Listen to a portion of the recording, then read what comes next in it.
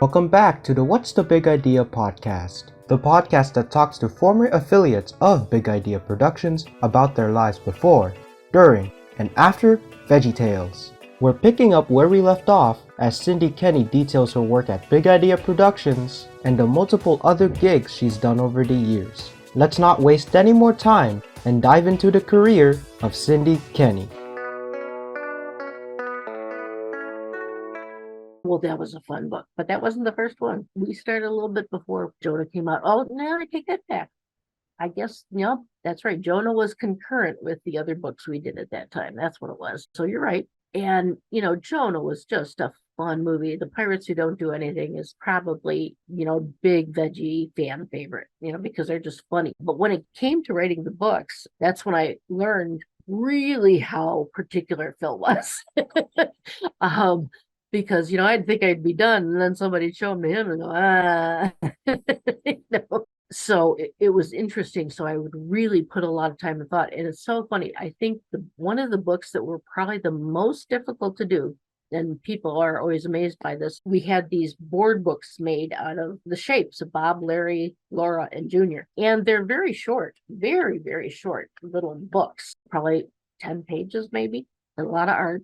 Probably the hardest ones to write, because somehow I had to insert the flavor of Bob and Larry, the quirkiness, the fun, also make sure there was a lesson that was taught as well. And to do that in such a few words, takes a lot of work, really. It's interesting. Sometimes being able to write more words is easier than less. And speaking of you being a fan of the Jonah movie, you wrote the special collector's edition of Jonah of VeggieTales movie. How did that process come about? It came about because, again, I was doing the curriculum for Jonah. And one of the things that I wanted to do is, bring some of the movie into the classroom somehow for the kids to kind of understand what's it like to make this, that, or the other, those kind of things. And we did that with film. In fact, I also helped Ken Carpenter at the time. He was producing I don't know what they called it, preview of VeggieTales, which was shown at the big education conferences. And in fact, also CBA in the summer. And that all came about too because of what I was doing with VBS. And I was interviewing so many different people in the company and what their role was and how it related to the movie and how they enjoyed it and what they learned and all those kind of things. Through that, Phil was, they had meetings and Phil was like, well, we can use this in other ways as well. And so, of course, that's when Ken Carpenter was hired, who's a professional film director, video person. And so he started to do the thing for CBA. But then he came to me and he saw all I was doing. He's like, well, let's kind of share what we're doing a little bit so we're not doubling up. And so we worked together on a lot of it, what was going into the curriculum and then what was going actually for the big CBA show. In addition to that, I wanted the music to be extra special too. So that was, I think, I guess it wasn't. There was one program before that. I was going to say that was the program where I really started writing a lot of curriculum or a lot of lyrics, but I guess it was before that too. But again, that was just a fabulous experience. We partnered with Zondervan for books. Zondervan is so very different from Big Idea. They're wonderful publishers. I love them. In fact, the editors and marketers over there, which are no longer there, but at the time they were just so wonderful to work with. But it was a really big learning curve for all of us because they were used to getting a book and editing it the way they wanted and, sending it to print. Well, Phil wanted no part of that. I had the final call on all writing, not Donovan. Same thing with the film or the art that was going in, our art director was going to have the final say, not Zondervan also. So that took a little bit of a kind of push and pull type thing. I remember reading the first edit of my VeggieTales book. Yeah. I just couldn't believe it. I thought, well, these people, have they ever seen VeggieTales? Because I don't know what verbs I was using, but, Bob ran over to Larry and he grabbed this. And so the editing was full with, this is a tomato and a vegetable. How can they run? Don't you mean to say bounce? And grabbing something. They can't grab anything. They don't have hands, that kind of thing. And so, it would be, the manuscripts would be littered with these kind of things initially from Zondervan until we finally had to, I just flew out there and I sat down with them and, kind of explained this is the way, and showed them videos and that kind of stuff. This is how Bob and Larry work. And it's not your typical, whatever cartoon type series that you're working with. So I don't even know how familiar. I mean, they knew about it and they were excited about it. But I think before that, I don't know how much they'd really seen of it because, like I said, the way it would come back was just awful. And so then they ended up doing very, very little editing. Then I ended up doing a lot of the editing too. But it was good because they learned a lot. I learned a lot. I learned a lot more about the publishing process, which was really good from Zondervan. And again, met some wonderful people, really, really wonderful people. Once they got the hang of it, it was really a fun road. A Worm's Eye View, which, fun fact, I remember seeing that book at my local library, being so excited that we have VeggieTales books at my local library. What can you say about that book? Oh, I love it. Khalil the Worm. He's just a little side character in the movie Jonah, but I thought, what a fun little thing to do, something with him because he had this little sarcasticness about him. And so, yeah, that's what that was born out of. And that was a really fun book to do. Yeah, I enjoyed it. And I love doing rhyme. I'm pretty good. I'm pretty good at doing rhyme. One of the things that I think people either can do it or they can't. It's hard to learn. I've tried to teach it at conferences, but it's really hard. It just takes time and a lot of practice. You have to really practice it and a lot of reading out loud too, because that's when you find your mistakes most with doing rhyme books. But yeah, that was a good one. Cindy, God loves you very much. Yeah, he does. Doing that book was, that's a big idea identification book, really. That was really a lot of fun to be able to sit down and do that book because I knew that was going to be a big seller, and it was. It was even up for one of the awards that CBA gives out for books as well. So I was very pleased, very honored to be able to write a book like that for Big Idea. Bob Lends a Helping Hand was not only a book, but years later, after your time at Big Idea, was actually animated into a compilation episode. So I really hope that they gave you some royalty paychecks for that. I made no royalties at Big Idea. It was just, I viewed it at the time. It was part of my job and what I did. And finally, when the new company purchased it, and I was still going to go on for 2 years because they had me down for finishing the curriculum and also some books that they were counting on. And so the only royalty agreement that I was able to ascertain at that point was for the VeggieTales Bible that I wrote, which was a huge project. And I was able to get 1% of the percent that Big Idea was getting. So very tiny. And to this day, I have to track down a check for that about every 5 years, depending on who's got the royalties right now, because it really jumped around quite a bit for quite a few years. I think it's with Universal now. I think, in fact, it's time to do it again. So no royalties. I just did it because I thought it was part of my job and I enjoyed it. I can, and so can you. Based off that title, was that unrelated to VeggieTales? No, that was related to VeggieTales. Yeah, I think it was. I think there was a Laura and Junior thing, and they were learning I can, and then you can too. And I think there were different things, different activities that went with that. So I've noticed that based on the publication of those books, I'm going to assume that they were probably all written kind of pre-buyout, or at least somewhere kind of close. And the reason why I bring that up is because I want to see what were some of the people pre-buyout that really left a strong impact, maybe some people that you talked to on the rare occasion. We didn't have a lot of writers for the books. I did not want to write what's it called? Larry, his alter ego. Larry Boy.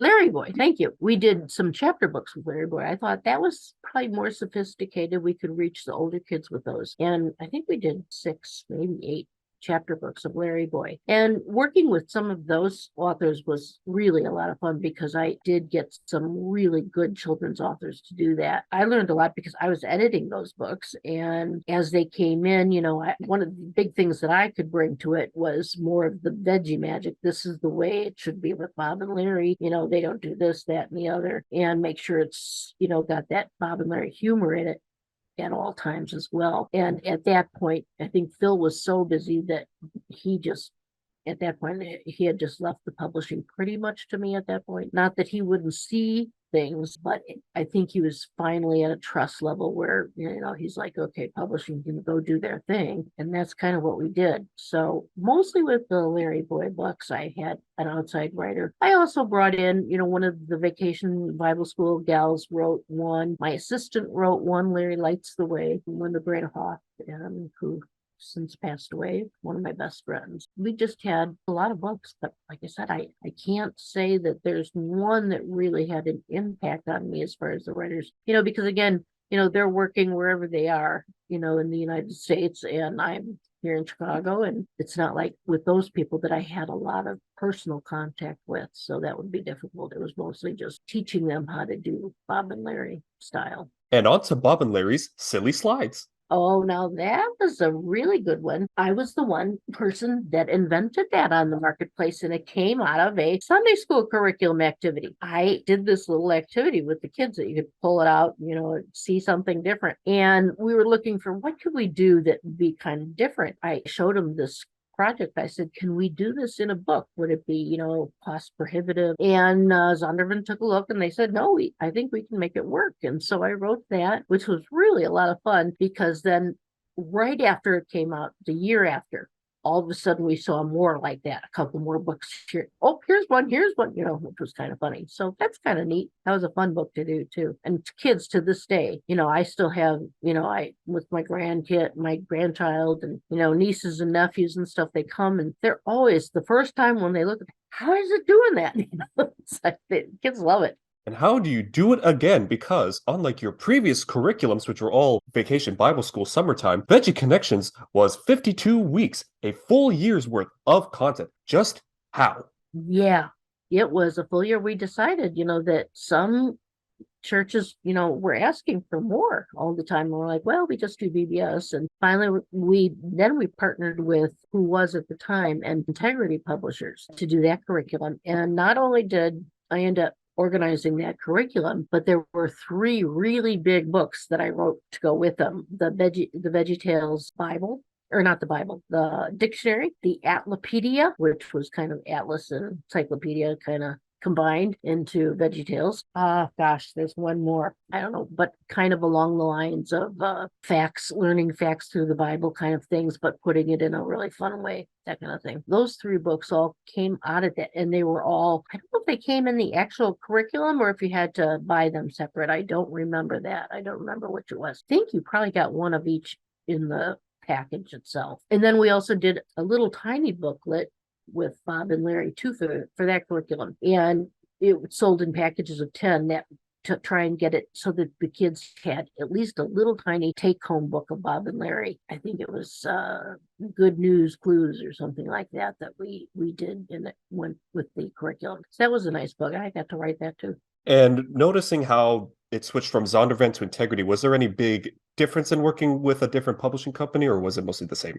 It was mostly the same. We stayed with Zondervan. Zondervan did our books, minus the 3 that I just mentioned, or 4 that I just mentioned. Zondervan continued doing the regular veggie books or movie-related books or those kind of things. Integrity was the one that took over the publishing instead of Gospel Light, because we had been with Gospel Light prior to that. So there wasn't a lot of change. Again, as with all of them, it was a learning curve to this is what Bob and Larry are like, because some of the things would go across their desk, and they did not do much editing at all. They were much more there to help market it and sell it. So they didn't do as much hands-on as Zondervan tried to do, or even Gospel Light initially tried to do. And then Gospel Light was like, no, we don't want any part of it. We'll just sell it. And pretty much Integrity was that way too, for the most part. They had a little input on it. They were the ones that I suggested the books, and they're all like, oh, we definitely would love that. We want to do that. So outside of that, it was pretty similar. And again, it was always a learning curve with all of them at the start, but something that always came back to being a really good working relationship. Just I'm still in touch with a lot of those people today. Frog Wars and Lost in Place. Oh, so fun, so fun. I really love doing the parodies. And again, that's kind of goes back to my church days when I wrote the plays. It was just fun. I just wanted, Frog Wars, which is, a kind of a take on Star Wars. And then, of course, Lost in place, but lost in space. And then there was another one about Larry, where I used the movie with Paul Newman. I actually just watched it a few days ago. I can't even Cool Hand Luke. So that was one of those as well. And then we went on to do Mess Detectives and things. So it was fun. I didn't read a lot of the veggie books, but my childhood self always wanted this one particular book. It would be A Night to Remember. What can you remember about A Night to Remember? That was a fun book. They were starting to do a video that was similar to it. I don't even know if I guess it probably came out. So that's how I got the idea. And I thought, oh, we got to do a book with this. This would just be a lot of fun with the pies. And, most knights are using knives and swords. And of course, this was just pie throwing. And so it was just a lot of fun. It was just a really fun book. And again, one of those books where somebody in the company came to me and said, we'd love for you to do this. So, like I said, it was a real honor to be able to do a lot of those things.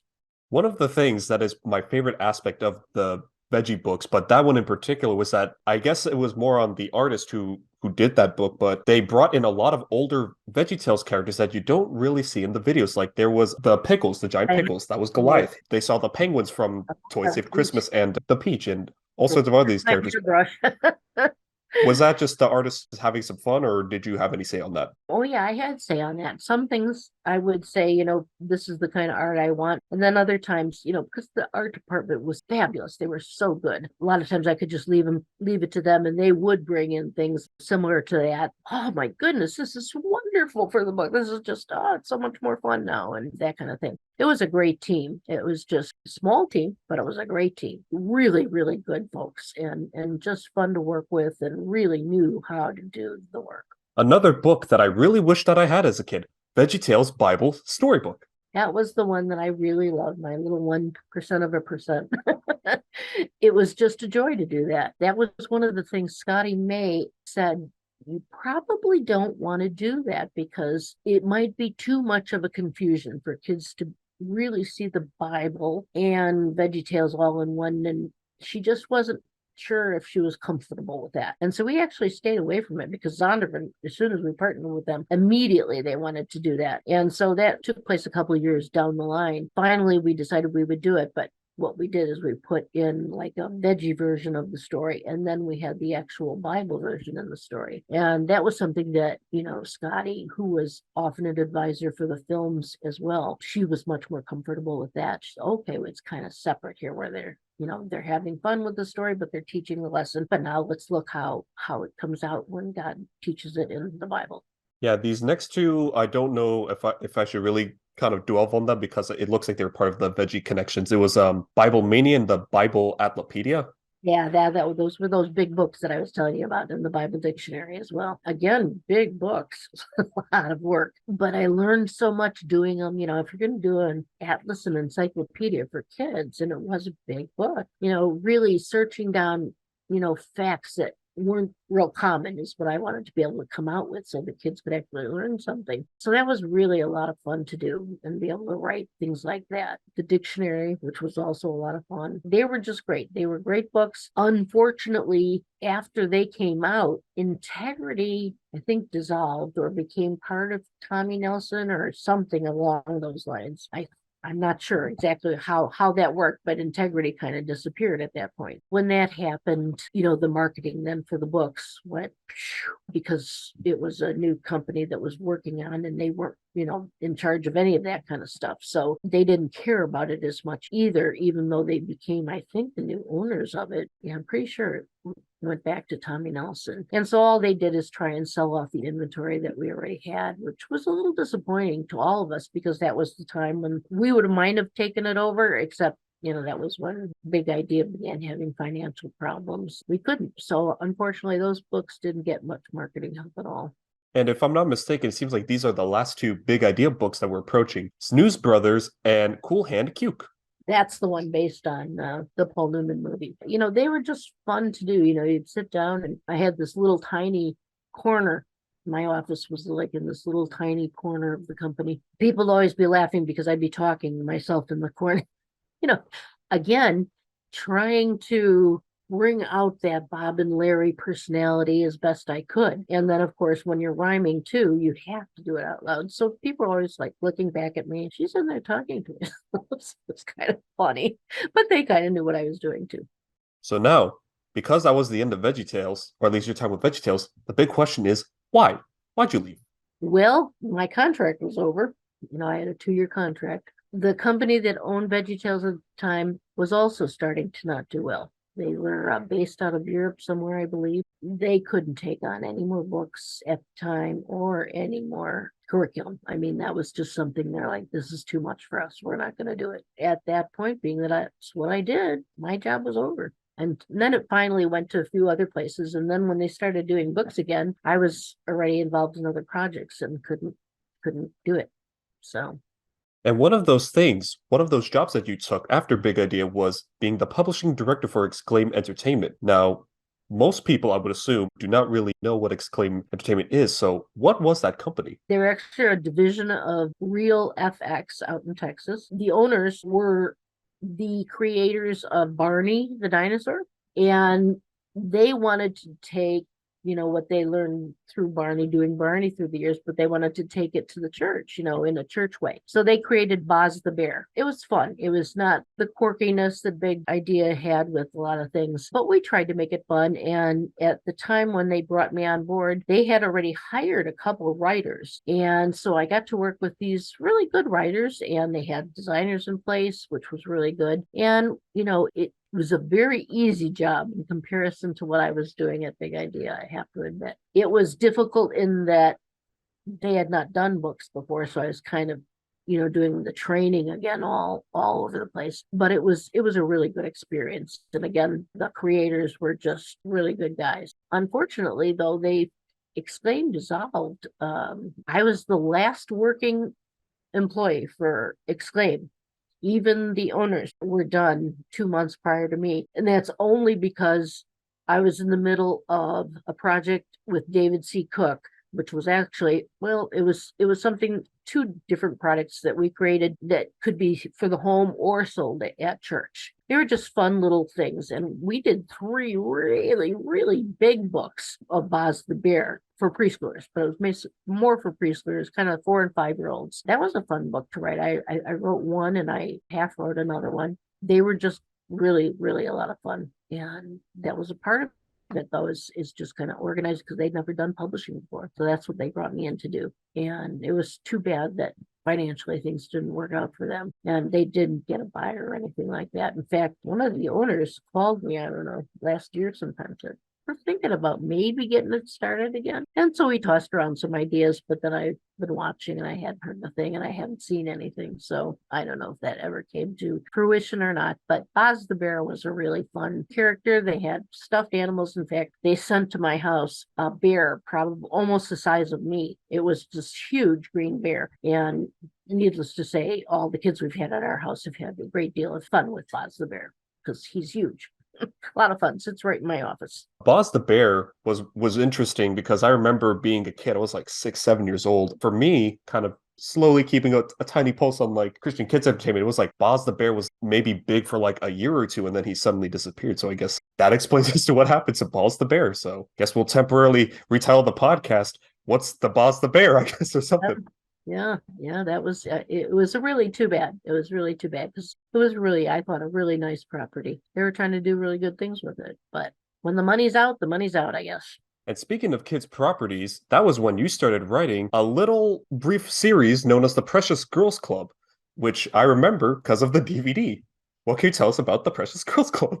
That was a lot of fun. Precious Moments called me and said they wanted to start a book series for girls. They said they were contacting 10 different writers and they paid us like a very nominal fee, like $200 or something like that, and said, write your best story. We'll pick who we want to work with. And they picked me after we were all done. And it was really kind of exciting. It was kind of funny too, because the company got sued over the idea. Some author thought it was her idea, that kind of thing. Had to go to court and all that kind of stuff. I wasn't sued, just Precious Moments was. But most of all of it, the judge threw out. We had a small little trial on one element of it, which the jury immediately found us all in favor. It was, I just don't understand why this woman even pursued all that, but it was too bad because of course it also cost Precious Moments some money. But yeah, they wanted to do this girl series the thing that I always wanted to do with a girl's book like that is to somehow create something that would really empower girls to want to, help others and do kind things and kind of bring it real. What can we do that kids will really enjoy, but also make a great story through it? And so taking it kind of from my Harvey days, the invisible rabbit, I decided that there would be an angel, a little tiny, kind of like a Tinkerbell type angel in the story, but she was only visible to the main character. That was kind of fun. It was really a fun thing to do because she was also a quirky character and things like that. The company just loved the books. I mean, they were just really into it. And all 8 came out. And again, I went to workshops and book signings and all sorts of things. And I'll tell you, I got so much feedback on that from customers, just people, parents really appreciating it. The company spent $1 million on a website for this book series that was unbelievable. It was like the world that I had created in the book was the online place. So you could go to all the different places and visit all the different characters and interact with them and do things. There was a section for parents with information for them. And it was really a wonderful thing. Right after we came out, and I mean right after it all came out, the son of the owner took over the company. And he said, I don't want to do books. This is not what Precious Moments is about. I mean, we can do those little coloring books and little devotion Bibles. That's fine, that we've always done, but I have no interest in anything else. And the gal that employed me there, and of course the internet department, they were like, but we did this huge thing. And it's like, the response we're getting is amazing. He's like, no, cancel it. It's done. That was it. Whatever books had been printed at that point were out on the market somewhere, but that was the end of it. They closed the entire website that they had spent all of this money on. I couldn't believe it. I could not believe it. I'm to this day, I can't believe it. And to this day, because those books trickle out there, whether it's Amazon once in a while, certainly eBay and those kind of things, girls will still read them, or parents, and then I'll get a message saying, please do more of these books, please do. Well, the good news is that even though they canceled it, it was written in my contract that if the books were ever done and they were done selling them, that I would retain the rights to the stories. So kind of been busy up until then, but I'm planning, starting in January, a new re-release of the Precious Girls Club books, except my contract, I cannot use any of the art. So the art will be all new. I'm going to change the word precious. And I think that's probably my biggest challenge in getting it started, because I'm really not quite certain what we're going to do with that word, what I'm going to use. But I've been getting a lot of good opinions from others, other suggestions. So I'm really excited. I'll probably do a little rewriting of the stories maybe. I don't know, but I'm going to self-publish those starting in January. It's so interesting because when companies see a cash cow, the Precious Girls Club was a cash cow, they would milk it for all it's worth. But instead, they took Old Yeller to the back of the farm, took the shotgun, and killed the thing. That is absolutely crazy. It is. The gal that I work for, she left the company about a month later. And she's like, well, that was my baby. She's like, and it's no longer around. So it was just too bad. One of the poorest decisions I think I've ever seen, because again, how many years later is it now? And I'm still getting letters from people saying, where can I find the rest of the books? Where can I, that kind of thing. Please write more. And which is really nice. I've gotten great letters from kids. I used to get that at VeggieTales too, but it's really a shame. I'm really sad about that, but I'm excited about re-releasing them. So unfortunately, they won't have the Precious Moments oomph to them. So it'll probably take some work to get them off the ground, but give it a try. As I said at the very beginning, I remember actually seeing like one of those animated episodes, and I don't know if they made any more, but were you involved to some point, the animation and production, and what was that like? That was a lot of fun. It was kind of like a last minute decision when I think, they came to me and said, we're doing it. And I'm like, when was ever that an idea? Didn't even know. He also did a short little music video thing. And I did not have anything to do with that. With what came out, definitely they had somebody, a screenwriter to do it, but they always brought the writing back to me to make sure that it was accurately reflecting, whatever I wanted in the story itself and that kind of thing. And then the same went with doing the art and sitting down with who was editing all the images and things like that for the show. And I got to be involved in that just to make sure that it stayed within the realm of what we were trying to do. One of the things that I see a lot in Christian media is that, I'm not trying to say this is like an insult to you or anything like that, but I could see if there was more money, it could have really gone somewhere, because I was so surprised with how accurate the art style was. It was almost like one-to-one. They took the illustrations from the books and then they placed it into animated form. To me, the one thing that I remember was that I don't know if this is super 100% accurate, but I think it was done in Flash. So it was kind of like semi kind of stilted. I just remember thinking like, man, if you guys had like the budget to like get like, say, traditional 2D animation, I felt like it would elevate everything all the more. Yeah, they were planning on doing all the books. That was, the initial plan, but that was what they were shooting for. That was the goal, is that we would love to, once the series takes off, then we'll be able to, really start animating, the stories. So that was all part of the original goal that disappeared. Who knows? Maybe the revival might be so popular that it might come to fruition one day. Who knows? I would love it. That'd be fun.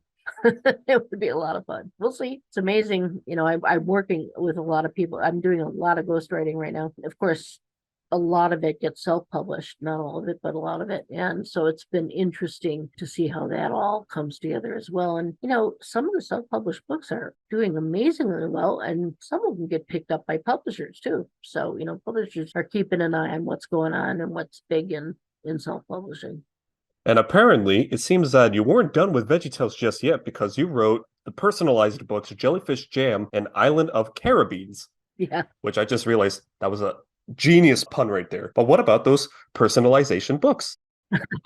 Oh, they were fun. That was with Just Me Music. They came to Big Idea and said, we really want to do these personalized books. And Big Idea just thought about it for over a year. They're just, finally they made the contract. And so they came to me, and I wrote, I think the first two, but then I think there was one more that someone else wrote. A lot of fun to do. It was just because I had a little bit, they told me the format that they wanted. And so I had a little bit more room, word-wise, kind of a little bit. They wanted more story in their books because, of course, they wanted the kid's name to appear as often as possible. That was really fun to do. I did that with the hopes that someday I'd be able to give that to my granddaughter or grandson or something like that. And but I don't think those are available anymore unless you get really lucky and find the one with the right name online, which is pretty hard to do. Speaking of what's hard to do, Under the Night Sky. I mean, I'm on Google trying to see if I could get like an image attached to it.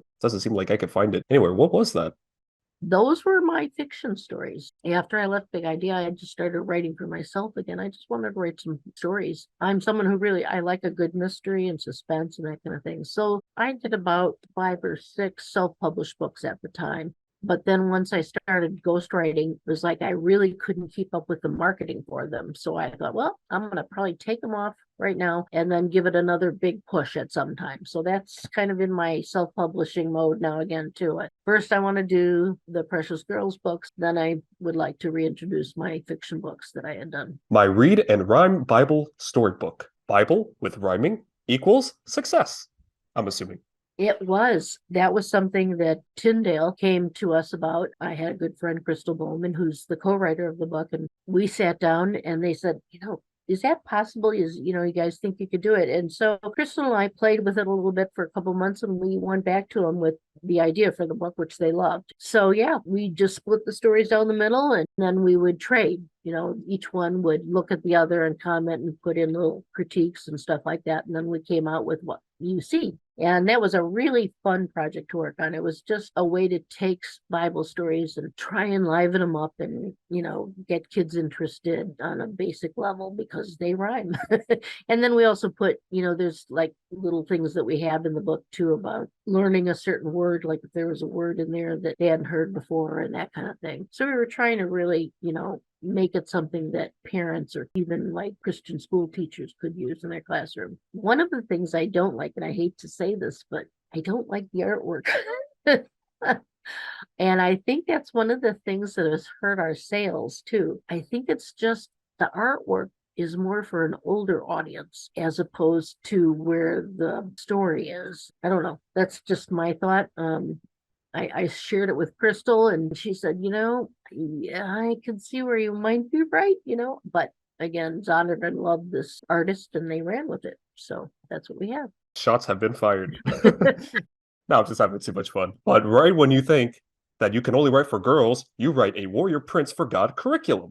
Oh, that's right. Yeah, that was another one. That was through Harvest House Publishing, one of those really big Baptist church in Texas, I think Dallas. They had initiated this curriculum. They were doing it in their church and they talked to Harvest House about it. And they're like, well, we've never even done a curriculum before, but they're like, let's see what we can come up with. And so they did some searching and they called me and they said, here's what we got. We've got this church that has a curriculum program. It's in a really rough format, but we want you to really come around to do it. And, there'd be a couple of books with it, blah, blah, blah. And it ended up being a very, very big project. And it was frustrating at times for me because the church, of course, wanted a little bit part, the gal who had created at the church, but she knew really nothing about writing curriculum or anything like that. I thought I was going to get some kind of a day-to-day thing.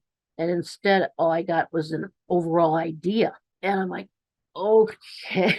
A little different than what we had thought. And of course, Harvest House had never done curriculum. So again, became a teacher of this is how it's done, blah, blah, blah. You got to do this, you got to do that. If you're not going to do this, this isn't going to sell, that kind of thing. But it was really fun. It was a good program. It was a really wonderful idea. There's a program for the girls, the princess one, and the one for the boys. Really, really had a nice time with it. So both the curriculum and the books for that one. And it says here that you had a 2-year stint working for CBN, the Christian Broadcasting Network, which I am assuming is the reason as to why you wrote the Superbook curriculum. You just can't stay away from those curriculums. Well, people keep calling me for them. They like what I've done. And so they brought me out there. Again, they had not done curriculum. They had done a lot of things, obviously. Christian Broadcast Network. They had excellent animators that they hired from like Disney and DreamWorks and the like. And they were doing these amazing videos of the Bible stories. I mean, they were really well done. They were just beautiful. But they're like, we'd like to add a curriculum to it. Working with them was very, very different. They have their own way of doing things, which is fine. They allowed me a pretty decent budget. They let me hire a team of people to do this. We worked very, very hard on it. One of the things I set up, I said, well, here's a planning kind of planning calendar, but it will change because I don't know how long you guys are going to take to, what's your approval process? How many people does it have to go through? Who has to see it? That's going to make a big difference in this whole thing. And there were so many elements. We were doing video elements. We were doing book elements. We were doing curriculum. It was a huge, huge project and really had a good time with it. The people that worked on my team were just incredible. Unfortunately, that approval process at CBN was very, very slow. And they would come back, not the people who were approving it, but the people from up high would say, how come you're so behind? And I'm like, well, it's really not me and my writers, it's your guys. We even try to bring a designer in to help them. I have a great designer that I've used with VeggieTales and others, and we brought her in to help, and she was equally frustrated. She's like, I can't get anything approved. I just can't. It's going to too many people, and it comes back really strange. And that's the way it was. And we worked on it for 2 years, finished the program, but of course, at that point needed a lot more, finesse as far as pulling it all together and doing those kind of things. And they're like, we want to release this, in January. And at that point, it was September. They're like, we're just going to take this in-house now because we can do it much faster. And I said, okay. So that ended my stint. However, they found out once they took it in-house, it wasn't quite as easy as they thought it would be. And they did not release it for another 2 years. So live and learn. If you don't have Cindy writing your curriculums, you are screwed. Moral of the story. No, wouldn't say that. Not at all. Not at all. But, it's kind of funny because, publishers bring me on because of my expertise. and then I give it to them and they don't listen. So that's probably the biggest frustration I've ever had in publishing, is that, show us how to do this. And I do. Well, we don't want to do it that way, because of this or whatever. And it's like, well, it's probably not good, and I'll tell them why, all right, well, if you don't have this element, look at all these curriculums. This is something that, the churches want, or they're going to want this, or so you do the best you can. Like I said, we parted friends, and I really thought they were going to just probably hurry it up and get it out. But like I said, they ended up taking 2 more years. So it's not an easy job. It's very difficult. It's something that, I've had other publishers call me too and say, can you do a curriculum? And I've sat down with them. I've gone over what it's like, what is needed. And they're like, oh boy, we're not ready for that at all yet. And I think that was a good decision. If they're not ready, don't do it, because you have to do it right. Otherwise, nobody's going to want it. Yeah, it always seems like whenever there's like a company involved, there's always that one knuckleheaded executive at the top who just doesn't understand it. And it's like, listen, you may think that you have the expertise because you've been in the business for so many years, but the creatives are the reason as to why your company is the way that it is. Especially when you're doing a certain type of thing that you've never done before, and then you're bringing your experts in and they're not going to listen to you. So whatever. What can you tell us about the Super Snooper curriculum? Oh, that's a fun one. Oh, that was, again, somebody that just called me out of the blue. He had written Super Snooper books, and he said, I would love to have a curriculum to go with it. And I said, okay, that sounds fun. And so we worked together on that. It was kind of almost like doing a Larry Boy type curriculum, because that's the kind of persona behind the Super Snooper that he had created, but he hadn't done any of the curriculum. So that was something that I just put together. He didn't want to spend a lot of money. He was not a company. He was just a person. So we just created it. We just had a lot of fun, put it together as best as we could. And to be honest, I don't know how well it has done or not, but it's one of those things that I think is available on his website. Praying the prayers of the Bible for kids.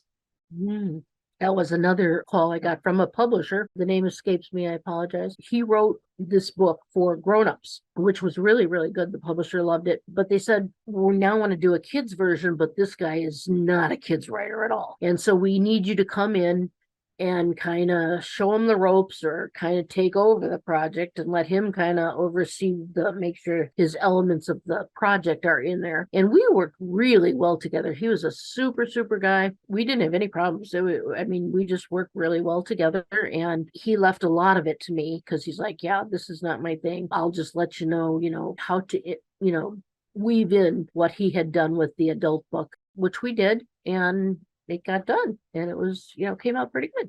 The final book that shows up on your publication, Gone to Pot. As in weed, marijuana, the ganja, Mary Jane. How do you go from Christian kids writer to weed? That happens through nonfiction, or not through nonfiction, through ghostwriting. As a ghostwriter, you can do all sorts of things, and you never know what people are going to ask you to do. This was something that the author of the book, he had really created the whole book. It just needed a lot of help because he wasn't a writer. And so that was a book that I just kind of organized better with the information, edited it a lot, to make sure sentences were well said, those kind of things. It required a real thorough editing, is what I would call it. But it was not my creation. So he just brought me in because he knew he wasn't a writer. He's like, I have all this stuff and it's all written down, but it doesn't really read like a book. So he's like, can you change that into it? So we worked together on it. Real great guy, real nice guy. But yeah, it was something that I, all the editing I've done at this point, I can usually do stuff like that. And I only take on certain projects as a ghostwriter. It's kind of funny. At first, of course, I was getting lots of people asking me to do children's books. And so I did a few. And then once they came out and I'm reading how the author, worked so hard on the book and had all this, did this and that and the other, which I did, I was like, I don't know if I like this. At least not in the children's book area, because that's kind of was my baby. So I only take on a very rare children's book client every now and then, like for a book that I know I would never write myself normally, that kind of a thing. So yeah, I've gotten in now to fiction and nonfiction, and he was one of the people I ghostwrited for that he didn't mind if I put that up for publication and things like that, where most people don't want you to do that. I could put up a whole bunch more books, but being a ghostwriter, can't really do that. You mentioned being a speaker for many writing conferences, so can you tell us a bit more about that experience and being a speaker?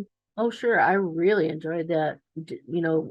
Actually, I ended up speaking all over the United States and even in Canada. It was a chance for me to give back, kind of, to help other writers learn what I had to do in a very, very difficult way, those 10 years of trying to get published, never could. And then after learning so much about different I worked with so many different publishers over the years and learned so much about all the processes and agents and all that kind of thing. So I was able, I feel like at the conferences, not only can I teach them a little bit more about the creative process, but also the publishing process and things like that. And that was something that a lot of people came to those. And I still hear from some of the people in those workshops because they learn so much, and when they have a question, they'll email me and say, hey, can you answer this for me, and that kind of thing. So that was a great experience. I did that for several years until I had MS, and I was diagnosed with MS and had to kind of calm down a bit. Wow, that's very inspiring. In 1999, around the year that you joined, the DuPage Theater was going to be the permanent headquarters of Big Idea, but plans fell through and the temporary offices at Yorktown Studios became permanent. Were you working there at the time? And if so, did you visit the premises? And how's the company feeling around that time? Absolutely. It was a fun place. And we were in the old Woolworths. So we had an escalator going through the middle of our offices from upstairs and down, which was pretty funny because Big Idea creatives can get a little crazy. So we'd have an artist skiing down the escalator one day and sledding down another day and doing all sorts of crazy things. Those really open to letting people do what they need to in order to express their creativity and really make things happen. And so that was actually the office where I had the little corner where I would often talk to myself. But it was a lot of fun. I had a nephew at the time who was born with some kind of a head shape problem. And so he had to wear this cap for 6 to 9 months, but they brought it into Big Idea and the artists put Bob and Larry and decorated the whole thing for him, which was really awesome. That was one of the things we did there. We just had such a wonderful team. It grew.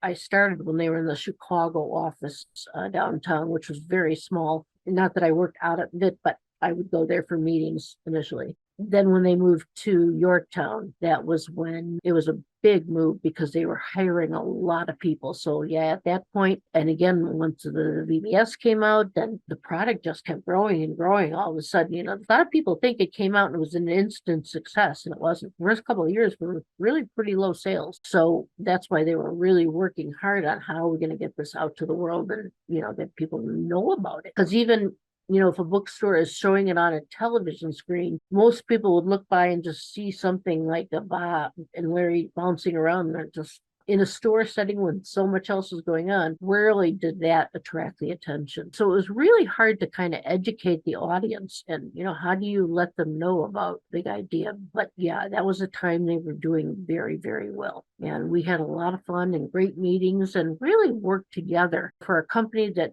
eventually went from 20 to 200 at the top end. It was just a real cohesive group. Everybody knew everybody and worked together. It just really, everybody worked together so well. I've never seen that in such a diverse setting. Very impressive. And I think that's all has to do with Phil's leading. Speaking of funniest memories, such as skiing down the elevator in the mall, what is the singular funniest memory for you at Big Idea? Oh, that's a good question. There are a lot of them. I was sitting in my office one day and all of a sudden one of those electronic cars came dancing around my feet. I'm like, who's doing this? I didn't, it was one of the artists, but at the time it was like, seriously? And then all of a sudden it would come and it would give me little messages. Why are you talking to yourself? Or something like that.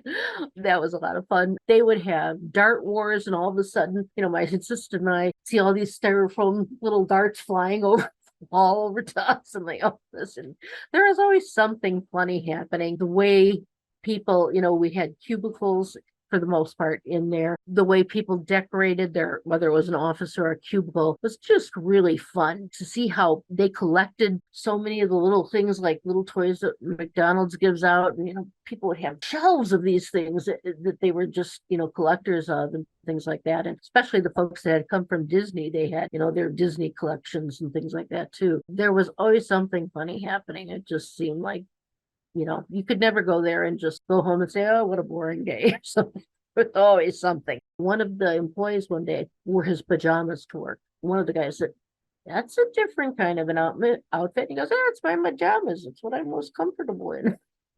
Okay. Which nobody that met with other people outside the company would never dress like that. But like I said, Bill was like, do your own thing, whatever works. And that's what they did. Getting back to your work with VeggieTales, it says you worked on the making of Jonah, a VeggieTales movie feature, shown on the DVD bonus features. And it's one of my favorite behind the scenes, so give yourself a little pat on the back. Did you do any more of these like behind the scenes things, and what have you contributed to the featurette? Well, I started doing the video with the curriculum, it was basically just training. And then, of course, trying to bring in what can we do with Bob and Larry that isn't just sitting kids down and watching videos all day. So I had some warm up to that particular one on how video comes together, how it works, how much it costs, those kind of things. So when it came to that, the making of it was, like I said, we made it as part of the curriculum, and then, worked with Ken Carpenter to also include some of the things I had done into his CBA presentation in the summer. That was a real eye opener, even for me.